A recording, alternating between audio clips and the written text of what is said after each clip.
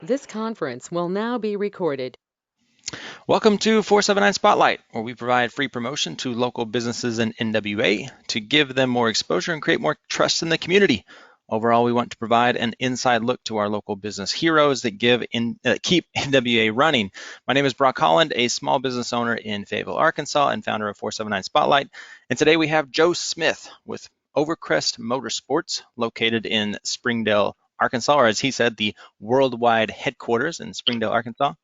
Uh, Right. these interviews, typically we break it into two parts. First, we're going to address any potential customers that Joe could serve, that his business is serving, talk about the business, and then we'll switch and talk more about Joe and his entrepreneurial experience and how he came to be Overcrest Motorsports. So, Joe, you ready to go? Yeah, let's go. Awesome. So let's start just in a sentence or two. What do you do? What is Overcrest Motorsports?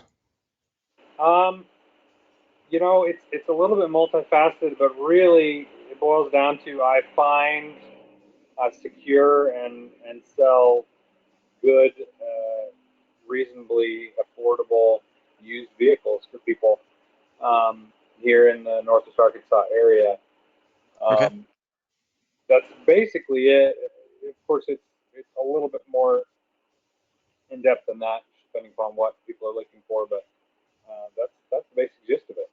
Okay. And how long you've been acquiring these assets? So I have been in business here for about 8 years, Okay. but I've been in the car business about 10 years. Right. So, but yeah, as Overcrest Motorsports, we're going on 8 years 8 years. Okay. And so who would you say that you serve, or who would you say is your ideal customer that comes through your dealership? now. So I really have two different ideal customers.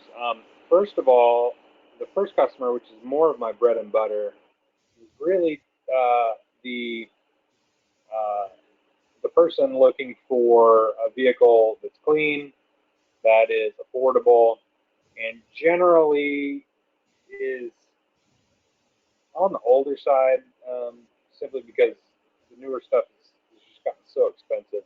I generally like to stay around between $3,000 and $10,000, somewhere in that neighborhood. That's generally where people have the cash in their pocket, or at least can go down to the bank and get a personal loan or something. Because most of the inventory that I have, you couldn't go down to a bank and get a normal note on it. And then the second type of customer or client that I have is actually more of a specialized client. There are people looking for specific classic um, retro vehicles, like older Land Rovers and Range Rovers, um, older older SUVs. I like to do a lot of those, like the Land Rovers and Range Rovers. First generation Ford Explorers, Isuzu Rodeos, kind of that old. Now it's crazy to think that we're to this point in time where these cars are old because they seem relatively new to me, but I guess that's just the march of time. I call them retro SUVs, 4x4s that have kind of a good look to them. And also, I do specialize in a specific type of German imported Ford, European Ford from the mid to late 80s Okay. that they sold under the brand name Merkur, Merkur. And these were European sports cars and fast saloon cars that it's a real niche market. So I sell Mercurs to people all over the country. Um, and I only sell a few of them a year, maybe one or two, but they're so few and far between that that's kind of my niche there. So I can't do that. I wish I could do that for every customer. I wish every customer was like that, real specialized, looking for a classic vehicle, but it just doesn't work like that. So I end up buying, just normal cars that people look for. A lot of SUVs, um, trucks, but they're kind of hard to get right now because everybody in Arkansas wants a truck. Yeah. Yeah. So I just went through the process of purchasing a new vehicle, and that particular salesman I spoke with, and even a couple others, they said that used cars are really at a premium right now. Would you like Yeah. mirror that sentiment? Ab- Yeah. Absolutely. My inventory, I mean, my time on the market for each unit has gotten smaller and smaller. So now, I mean, I'm selling stuff before I even list it, or if it's listed for a few hours. Mm, The problem now, I mean, that's a great problem to have, except on the purchasing side, there's nothing out there to buy, and right. it's if you go to the auctions, that drives the prices up astronomically. Everything's 50 to 150% more on the purchasing side. And so right now, what I'm doing, I'm not even purchasing anything right now. I've got a whole lot of inventory that had problems, needed a transmission or needed, uh, some body work or this or that. That I kind of before 6 months ago, I just sort of set it to the side and said, well, business is good, so I'll go buy some more stuff that I don't need to mess with. And so right now, I've turned to that stuff that I already have that's broken that I need to get fixed and get ready for market that I kind of forgot about before, because it's just impossible to buy anything right now. And I think that my customers are the same way. I have repeat customers who call me and they're like, I need a this or that, and I say, I do too. I can't get it, Yeah. uh, but I'll let and then sometimes I'll happen upon something and I'll let them know, and then I sell it before, like I said, I sell them before I even list them. So Okay. Well, yeah, that's an interesting pivot that you're having to make. yeah, And I plan on talking more about this when we talk more about the entrepreneur side of things, in sure. regards to COVID, but we can come back to that. And so someone's, looking at buying a used vehicle, and they're looking at, maybe you and two or three other, dealerships like you. What would you say, or, why would you suggest that they at least give you a try first? So I don't really try and compete with other dealerships. I Okay. don't. I'm not going to be able to. You've got in Northwest Arkansas. It's a strange market. It's a strange microcosm where there are so many buy here, pay here car lots. In fact, CarMart basically began here. Hmm. Uh, so you end up with all of these people that have no idea that they can go somewhere else, and they end up going to CarMart or to Best Buy or AAF or whatever the little buy here pay here place is, because A, they don't have good credit, and B, they only have enough for a down payment. Hmm. That business model is not the business model I like, because that breeds problems. You've got people who may have had, some of those customers may have just had a bad time in their life and they've got bad credit, and that's Hmm. fine.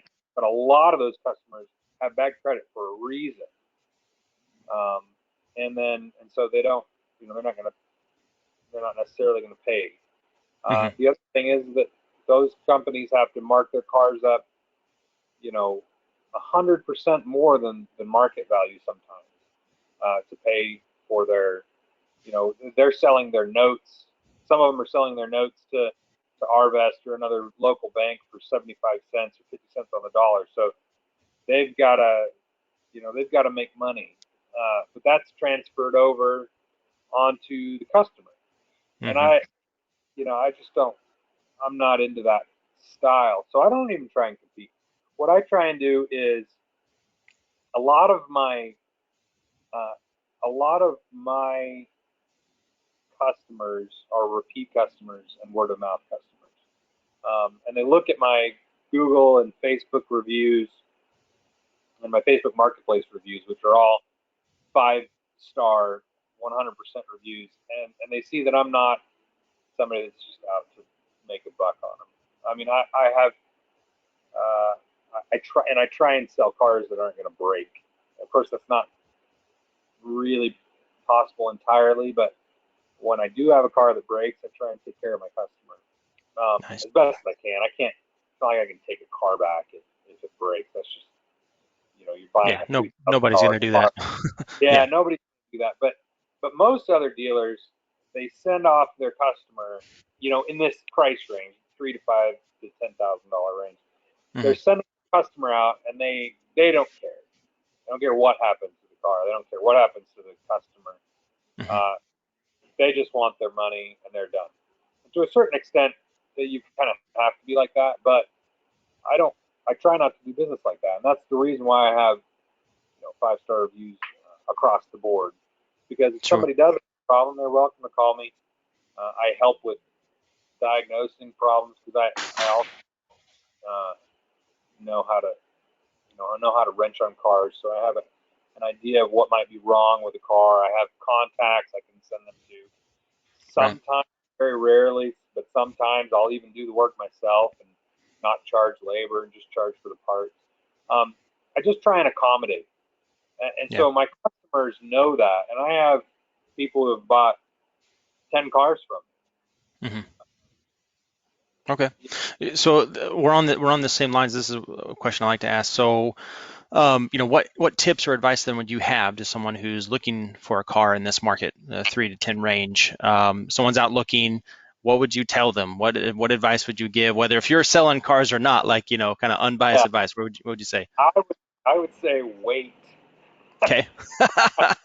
All It, right. This is it, listen. This whoever's listening right now, you got to know this guy's honest because he's trying to sell you a car, but he's telling you to wait. well, and I want to sell them a car, right? I want to sell everybody a Sure. car, but I don't Sure. have any cars to sell. Right. And the reason is it's uh, to quote the song from a band I like, all the world is mad right now. Mm. Mm. There's no rhyme or reason. There's artificial inflation running rampant. House values are, I mean, my house Yeah. is doubled in value, doubled. Yeah. I'm There's I'm in the market looking, and I did want to throw up about every other day. grow up. It's great for an owner, but you can't buy a car, you can't buy a house, you can't buy wood, lumber. The lumber market. We're building a house right now, and the lumber market is 300% Yeah. price increase in like 4 months or 5 months. Yeah. What is Sheet of plywood goes from an average of $10 to $72, and or yeah. 70? Yeah. It's it's like I said. I hate to say it, but if you need a car, then I'll get to that. But like if you're just like oh, it would be nice to get a new car, I would wait. I really Got it. would wait maybe till the end of the year, till more people have the vaccine or more. However, whatever society is going to say, okay, this is done now. Right. Wait until then, maybe to buy a house or to buy a car. But if you need a car now, and there are lots of people who do, I would say the best advice that I have to is to take somebody with you who knows what they're looking Mm. at. And because whether you're buying from a dealer or a private party, if you don't know what you're looking at, you can really get taken. I have a friend who bought a car. Just as an example, I have a friend who bought a car, friend from high school, and she bought a car that isn't known for its reliability, and she got in an accident. So it didn't break necessarily, but she got in an Hmm. accident. She's asking me, okay, well, what should I buy now? And I'm giving her tips. So then she sends me, okay, I really like this car. I want to go buy it tomorrow. And it was a GMC Terrain. And no offense to anybody who owns a GMC Terrain, but they're awful cars. They're terrible. They they have terrible reviews on Edmunds.com and on KBB.com. I'm talking about 2.5-star review Right. from owners. These Right. are consumers. Right. They're terrible. They're terribly unreliable. Um, you know, it's whatever. It's a newer looking car, so that's what people like. And she only liked it because it looked good, you know. And she had previously had a GMC vehicle or a General Motors vehicle, and she thought, you know, I like that car, so this one must be great. Hmm. And if I hadn't have said something, she would have gotten into it. And would she have necessarily broken down immediately, or even within 3 years or 2 years? Probably not. But she would have been stuck with a car that down the road uh, is prone to major mechanical failure. Right. And so, if you don't know that, then find somebody who does. I Right. don't know about, you know, I don't know. I don't know about backhoes very well. So if I was looking for a backhoe, I would call my friend Jack Tidy, who owns Tidy Excavation, and I'd say, "Hey Jack, can you help me with this backhoe? I'm looking at it. What's wrong with it?" Because he knows. So Hmm. find somebody who knows about the thing that you're looking at, and do your research. Go on. This girl had never been to Edmunds.com or Consumer Reports. As much as I don't like Consumer Reports, they do actually offer some good information about normal cars, or KBB.com or any of these places. Just do your research and don't buy a car just because it looks good or it has good tires or the AC works. Go and do research because you're going to be stuck with this thing. It's the second largest purchase that a Right. person makes. Right. So Right.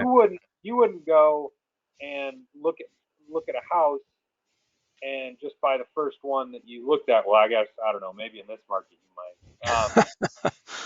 because that's kind of the way it is. But you know, you'd shop around, you'd look, you'd get an inspection.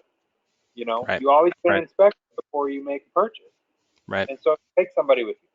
That would be Got it. my main thing. Take somebody who knows. And that segues into occasionally I do actually offer, um, you know, consulting for people. So if it's something that I don't, you know, I'm not going to carry something that's $25,000. I don't want to have $300,000 or $400,000 worth of inventory just hanging out there. I don't have the money for that or the floor plan.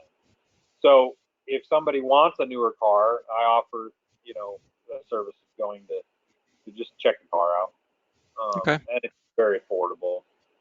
Okay. It's much easier to stomach doing that than buying the wrong car. Got it. All right. Well, then, how can someone buy a car from you, or find you? So the best way to find me is on Facebook. My Facebook page is facebook.com/Overcrest Motorsports. Great. I'm also on Instagram at Overcrest Motorsports. I do have a website, but I am in between posting right now, and I'm having a new website built. Um, so that's kind of in between. And all of my cars are also listed on Craigslist and Facebook Marketplace. And Got Facebook it. Market, that's really it. I mean, everything is Facebook Marketplace now. That's where 95% of my business comes from. And so you can literally search my name, Joe Smith, and I'll pop up. But if you want to go to the Facebook page as well, it's all my inventory will be on there. Okay. Perfect. Yep. Awesome. So there you go. All right. Well, let's shift gears then. Let's talk about Yeah. more about you. You know, 8 years ago, you've been involved 10 years total, but 8 years you start the Yeah. business. What made it? You know, what was it that made you want to start the business? Um, so I'll kind of give you the brief overview of my story. I was in Okay. college, um, and always wanted to be a car designer. I wanted to build the cars. I wanted to design what they looked like. And unfortunately, that in order to go to a good school, I mean, it's $250,000 to go to a good school like Academy of Art in Pasadena, or even in Italy. There's schools, so it just Right. wasn't on the cards. And so I then started going to college um, for I was going to do graphic design because that was somewhat similar. And I just kind of figured, well, there's a graphic design program here, so I'll go ahead and start that. And I went through and I did about a year of that. And then I had a friend. who you may know, Adam Bertrand. I don't know if you know Adam or not, but Oh yeah. he was already, he's a little younger than me, but he was already in the car business because his brother was, Eric Bertrand. And we went to church together, and I knew that he sold cars, and he just, I don't even remember how, but I think it was out of the blue. He just said, "Hey, why don't you come down and see how it is? See if see if it's something you want to do." And so I went down and I talked with their GM, their general manager, and we had just finished school that semester, and I talked to the GM and at Everett Chevrolet. And I'm not a huge fan of Chevrolet cars, but I thought, oh, maybe just give it a try. And I interviewed. I wasn't even really prepared to interview, but they said, we want you to come sell cars. And I thought, well, okay, let me give it some thought. And so I've always been the type to sort of look for opportunities that pop up uh, that aren't necessarily in your plan. I don't remember who said it, but someone said life is what happens when your plans fail or something like that. Uh, and so, my ethos was always just, if it's, give it a try. Right. Give it a try. So I tried it, and I enjoyed it for a while. I said, I'll just take a break from school and give it a try. And you Mm-hmm. know how that goes. Take a Yeah. break from school, and now it's been 10 years later. Yep. Uh, and I didn't go back. I didn't go back to school. But what happened was I didn't really particularly like the hours of the new car sales Mm-hmm. because you have to work 60 hours a week, and you have to do a lot of cold calling and what's called an up. So if you're standing on the lot and somebody walks on or drives on, that's called an up. You take an up, and it requires. It's not the most comfortable thing in the world. Sure. You as a customer are uncomfortable, but I guarantee you that your salesman is just as uncomfortable as you are because they've never done it before, and it's their job to know in a few sentences what you need and who you are and how much money you can spend and all this personal information, and they're just as uncomfortable as you are. And Right. so I thought, I don't really like this anymore. So I had another friend who I had recently met through some other friends at the dealership who owned uh, a an independent lot, a small independent lot Mm-hmm. in Rogers called TNT Automotive Group, and he specialized in cool cars and like sports cars, Mm-hmm. supercars, Mm-hmm. cool SUVs, and sport bikes. Um, and he had just had somebody come and bring him up market. So before he had been selling like used cars to people with bad credit, and he had somebody come in from Ohio. I don't know how he met this guy, but brought him up market. They bought a bunch of supercars and things. Had $1 million on floor plan, and then he jetted. He just jetted when the going got rough. He just left. And this other friend, he said, would you come? Would you consider coming and helping me run the store and do finance? And I said, yeah, because I don't really like this anymore. So I went to TNT Automotive Group and I ran that store for about, another 6 or 8 months. Um, and then I had started on the back foot, and I saw after a few months there just wasn't very much way to save it in the current iteration of how he was doing business. And so he decided to close. Mm. So I was kind of left wondering what to do. Uh, but he had sort of shown me the ropes of how to. He was also younger than me as well. It was interesting. I was learning from a lot of younger people. But he had showed me, okay, this is how you get your business license. This is what you need. This is how you get on with a floor plan, which is financing company for for a car dealership Mm-hmm. that finds our inventory to us, so that we don't have to have hundreds of thousands of dollars of our own capital just hanging out there. And then he said, "Well, I'm gonna get a warehouse, and I'm gonna still sell cars, but I'm not gonna do it like this anymore." And so what we did is we shared a warehouse for about 6 months, and he helped me get my license and everything. And then he went off and started doing wholesale for somebody else. And so I stayed, and that was it. That was the beginning Mm. of Overcrest. And I remember the first car I bought at auction and sold it. You know, I bought the car, I cleaned it up, I fixed what it needed, and then I listed it, took pictures of it, and sold it. And I remember the first car was a Ford Focus, an older Ford Focus, and I saw the whole process, and I had seen most of it through my 2 years of being in the business, but I had done everything myself all the way through, and I don't know how much I made on that unit, probably $1,000 or something like that. And I thought, this is great. If I were at a new car store, I'd get 30% of that $1,000, Right. right? And I hadn't really worked any more than I may normally have. Right. And so I got 100% of that value, and I thought, this is it. This is the way to do it.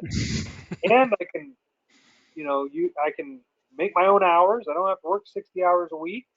Right. Be my own boss. I don't have to worry about meeting some quota other than, well, I don't have money this month. Right. I Right. better Right. going.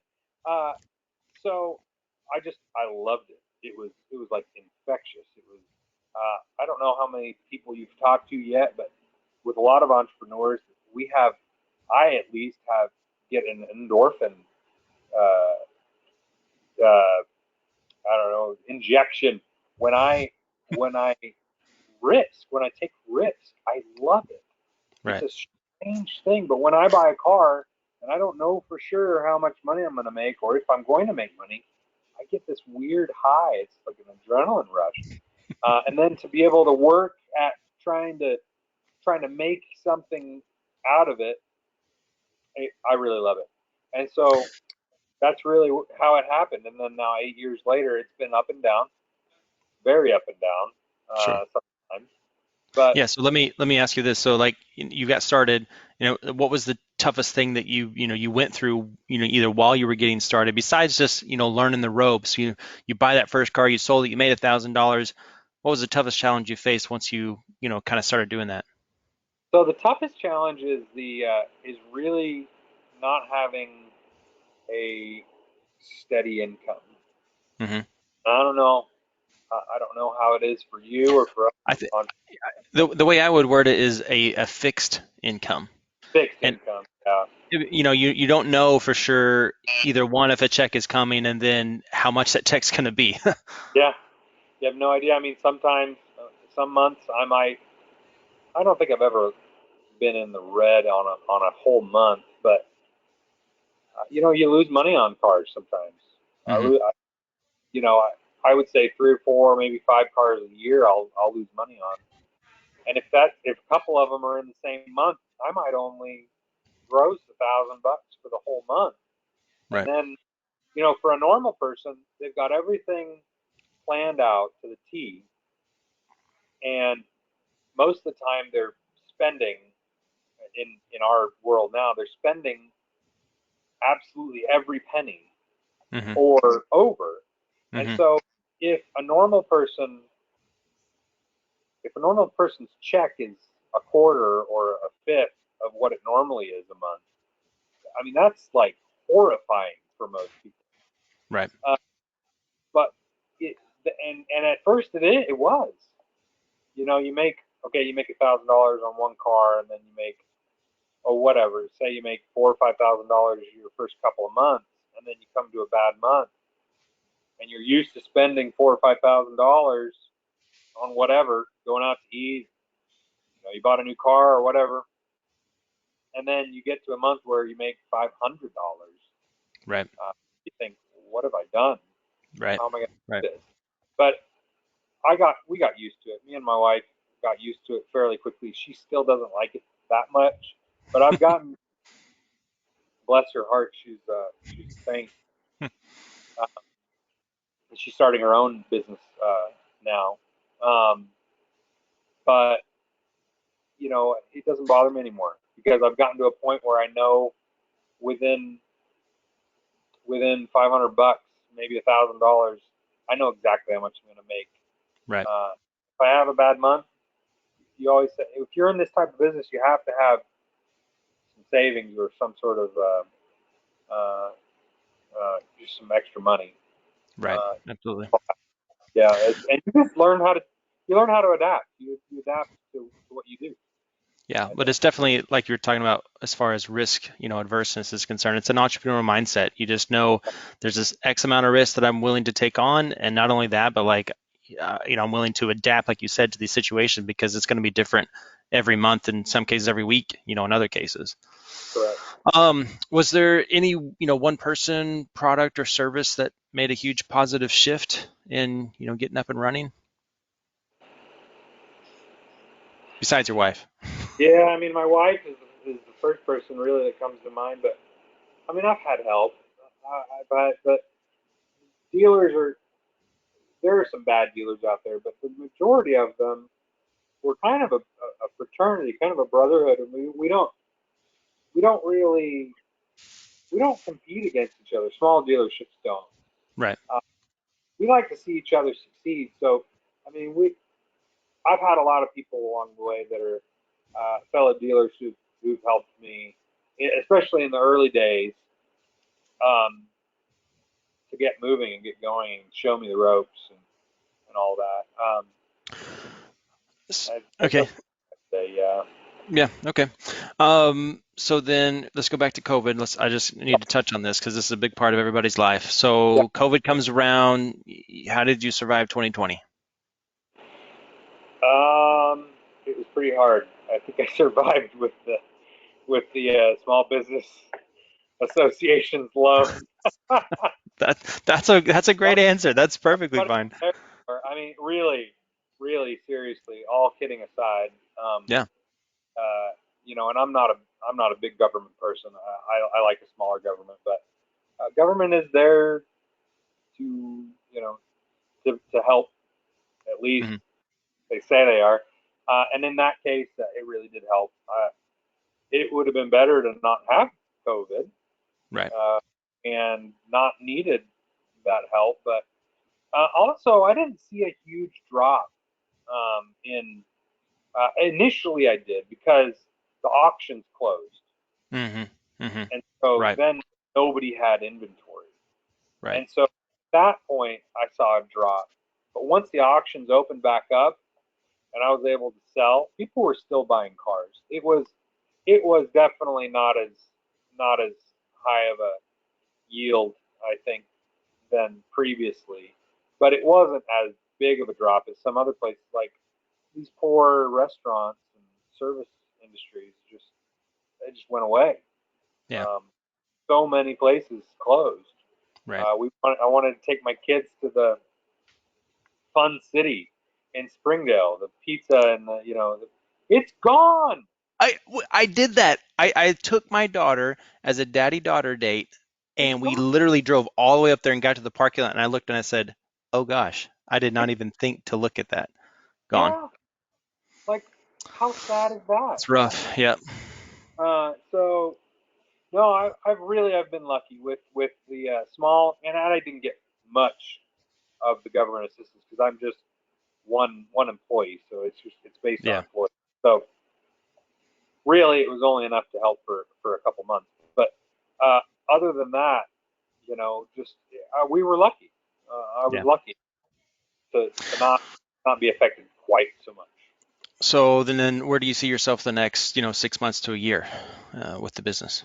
6 months to a year. I like slow growth, Brock. I don't like I've seen a lot of dealers. I've had friends who've been dealers, and they get 200. They get $250,000 worth of inventory. They start selling. They get set up with a bank, and it's great for the first couple of months, and then their curtailments start running in on $250,000, interest on $250,000 plus fees on each vehicle for your floor plan, and they, pretty soon they're in the red and they're Mm, closing up shop, right. Right. uh, and I don't like that. I like, maybe that's to my detriment. For the last 8 years, I've only increased in gross sales a few percent per year, maybe 10% per year even. Um, and I'm fine with that. Hmm. I've never been somebody. Sure, I have ambitions and I have things I want to buy and things I want to do, places I want to go. But as long as I'm taken care of and my family's taken care of, and I'm doing business honestly, uh, and trying to help people, then I'm fine. I don't need to make $1 million a year. I don't. That's perfect. Done. Gotcha. So then this is along the same lines. Here's my one hardball question. Oh, go Yeah, ahead. along the same lines, just where I see myself is a little bit, a little bit better than I am today. Right. And I was able to purchase my lot 3 years ago. So really, my goal is to pay down the lot. I'm building another building Hmm. soon, and I may start, I may add service at some Right. point. I've thought about hiring an on-site mechanic that can both do fix my cars so that I don't have to mess with it, um, and I can take people on, because where I'm at, I'm right on 412, and I have 3 or 4 people a week stop and say, "Hey, how much to fix this on my car?" And I say, "I'm not a mechanic. I mean, I am a Right. mechanic. I don't. Yeah. I don't have insurance. I don't want to. I don't want to mess with it. I don't want to mess with your car." But if I had an on-site mechanic, if I could move, what I'm trying to do with this new building is move most of my inventory, at least my nice stuff, to an indoor place, Mm, and gotcha. building another 3,000 square foot building where I can just store my nice cars, and that way um, that will end up helping me clear up the, my building now to be able to maybe add service. So Okay. looking forward to that. Not a have to thing, but if we'll see how that works. So All right. yeah, So we'll end on my one hardball question, which is just, yeah. what is your why? What gets you up in the morning to do this besides the adrenaline rush? Well, I am an absolute tragic gearhead. I live, breathe, sleep car. It's basically, my faith in God, my family, cars. And then there's other things I like, but there is something about cars.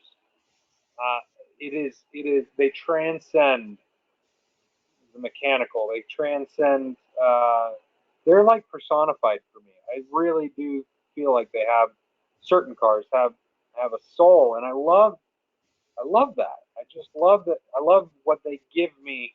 I love to drive. I love to go exploring in my Range Rover. I love to drive my sports cars that I have. And because they give me a react. They give me an emotional And yeah, reaction.